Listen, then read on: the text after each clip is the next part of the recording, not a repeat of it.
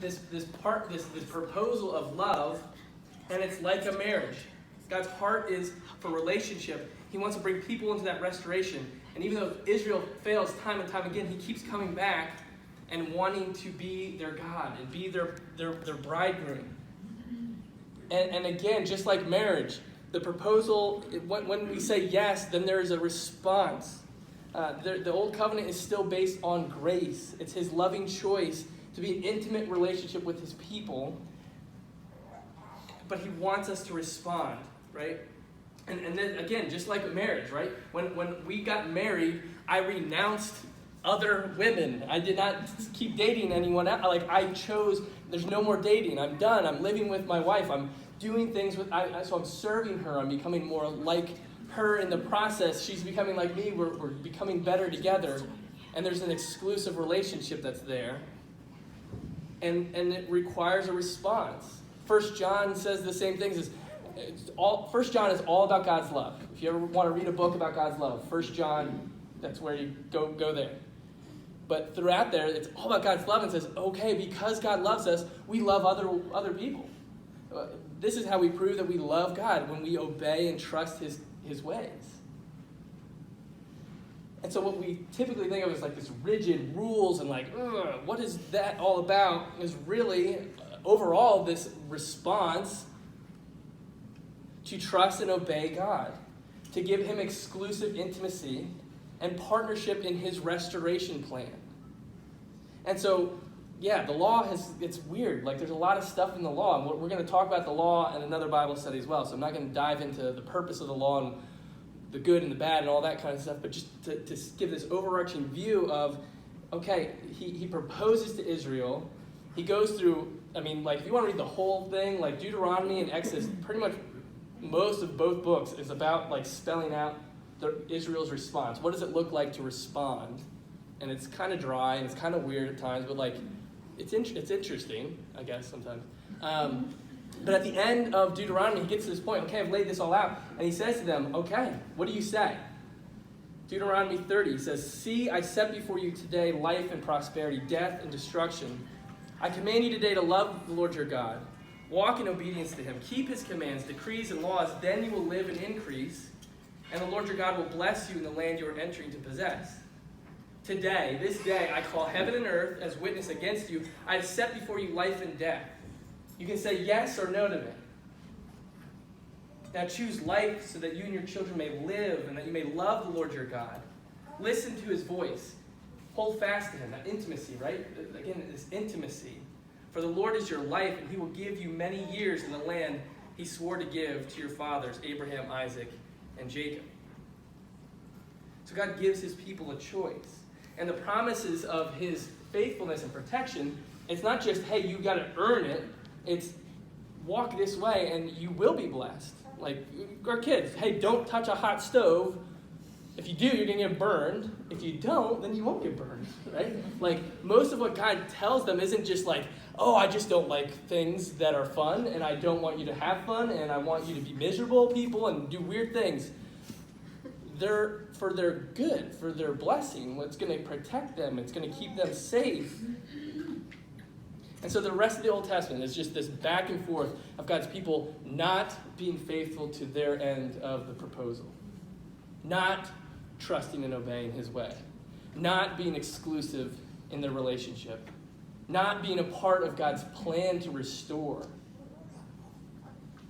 So again, the law is not, it's part of that response. It's not God's covenant heart. Actually, if you go through the Old Testament, you can look at, and as we kind of go through this year, looking at some of the elements of the Old Covenant, we'll talk about this, but there's so many times where God says, hey, listen, like the whole sacrifice stuff, I don't actually need it. I don't literally need animals to be burned for me to forgive you. This is a symbol for you so that you have something tangible. This is something that you can do because you're human. You need something. It's actually a gift of grace that he gives to this stuff. He goes, I don't need sacrifice. He tells him later in Isaiah and Mike, he goes, I hate all of your worship services and your festivals. Again, part of the law that he told them to do. because you've missing the heart. You're just doing it for show. You're doing it to earn relationship, and you're missing the whole point. I want your heart. And so a lot of times we get to this question, people will ask, and it was asked by a couple of you, like, how did people have salvation in the Old Testament? Was it by faith or was it by law? And it's pretty easy. Like, again, the law is part of the response. It's not, you don't earn it. God didn't say, hey, do the law, and then we'll circle back around at Mount Sinai later on and see how you're doing, and then no, he proposed this, and he said, this is your response. And so Paul talks about this, and I gave homework, and you could read the whole chapter if you want. Romans chapter 4, Paul answers this. He says, it's not through the law that Abraham and his offspring received the promise. Righteousness that comes by faith. Therefore, the promises come by faith, so that it may be by grace and may be guaranteed to all of Abraham's offspring. Not only to those who are of the law, but also to those who have faith of Abraham. He is the father of us all. As it is written, I have made you a father of many nations. So again, it brings full circle the covenant of Abraham saying, I want to bless everyone because I want everyone in relationship with me. And it's always been through faith. And you look at Hebrews 11. If you want to look at Hebrews 11 sometime, it's like the hall of fame of faith where it goes through all these characters in the Old Testament. And it says Moses and Abraham and all some obscure names. By faith, they walked with the Lord in righteousness. By faith, by faith, by faith. You look at James 2 even, like that. James 2 talks about Abraham's works. And like, okay, well, he did a lot of good things. What were those about? Did he earn faith or did he earn relationship with God through those things? And again, no, it's not that. The proposal is by grace. The response is what we do as a result of that relationship. And so James 2 says, no, good things that you do are a result of your faith. I don't date other women because of my marriage, not to earn my marriage. I don't come home every day and go, I didn't date anyone today, hon. Are we still married? Like, good. Whew. Like, it is because of my marriage with Jenna that I am different and will be different every day from now on. And I do things that maybe I wouldn't do if I was single because I'm married. Those good things, my good husband things, don't earn me my marriage. It's because of my marriage. And the same is true for the Old Testament. It's the same for the Old Covenant. God's covenant is based on grace. I got one more verse. We'll wrap up because I know we're getting there. We read this earlier, but this again is at the end of Exodus after he's talked about, did you know that the law has like 613 laws? Like we get the 10 Commandments and there's 613 of rules mixed in there. We'll just go through all of them next time. Like read them all. But after again, he goes through, hey, this is the how we feel about this rigidity and like, oh, this is hard. He goes through all this stuff. He goes, remember, I'm the Lord, the God of compassion and mercy. I'm slow to anger, filled with unfailing love and faithfulness. I lavish unfailing love to 1,000 generations. I forgive iniquity, rebellion, and sin. Like the covenant is based on God's grace. He's invited us, he's proposed to us, and we have the decision to respond. And the good things that we do are a result of that marriage to him, not in earning it. And so again, we come back throughout this year about the Old Covenant, because, okay, well, yeah, but there's still all this weird stuff, and what's all that about? And it ultimately is, again, it's a tangible response for the people of Israel to respond to that proposal. But they fail at it over and over again.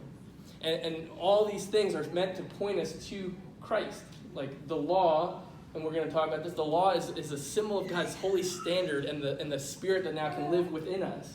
And Jesus is the perfect high priest. Jesus is the one and only sacrifice. Even the idea of circumcision is this mark to mark God's people as special from others. God gave this gift of circumcision. Probably didn't feel like a gift at the time at all, but like it was a mark. And we talked, even in the New Testament, our hearts have been circumcised. We've been marked now by our beloved. And so all these things, they were good. Like Paul talks about. Jesus said, I didn't come to destroy the law. I came to fulfill it. Paul says, the law is good. Like, it's really good.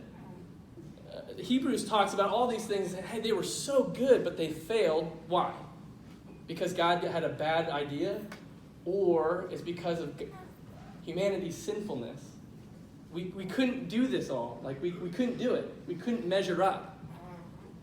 And so it was always meant to point to Jesus. And I'll read this and we'll close out here.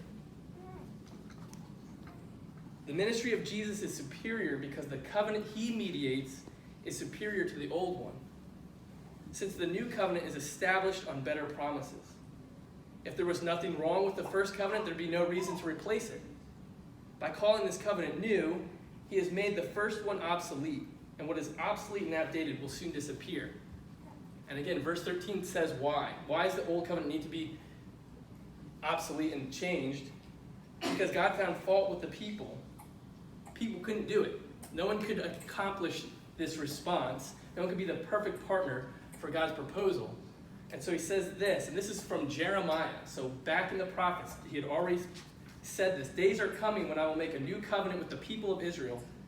It will not be like the covenant I made with their ancestors when I took them by the hand of Egypt at Mount Sinai, because they did not remain faithful to my covenant, and I turned away from them, declares the Lord. This is the covenant I will establish with the people of Israel after that time. I will put my law in their minds and write them on their hearts. I will be their God, and they will be my people. No longer will they teach their neighbor or say to one another, know the Lord, because they will all know me, from the least of them to the greatest. For I will forgive their wickedness and remember their sins no more. So God's covenant, it is this love proposal to us.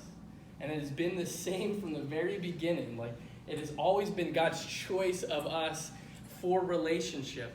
And it's built on his faithful promises. It's his heart for an intimate relationship. And it's his plan for restoration. It's based on his grace, his faithfulness. Thank the Lord it's based on that, not our own. Thankfully, it is not called the old contract and the new contract. And our response still, just as it was for Abraham, just as it was for Moses and the people of Israel, our response to that proposal, when we say yes, we go, okay, God, I want to trust and obey you. I want to be exclusively in love with you, and I want to be partners with you in restoring the world. And it's not that those things earn that relationship. This is post-proposal. This is a result of what that relationship looks like with him, based on grace. Hopefully, and originally I was hoping we'd have more question and answer time. We don't.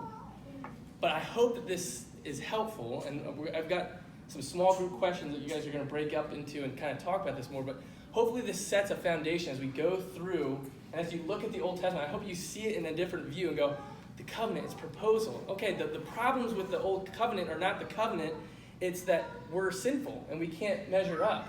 But Jesus fulfills that. And that was the plan all along, was that his covenant heart would be fulfilled. I hope that's helpful. All right. I am always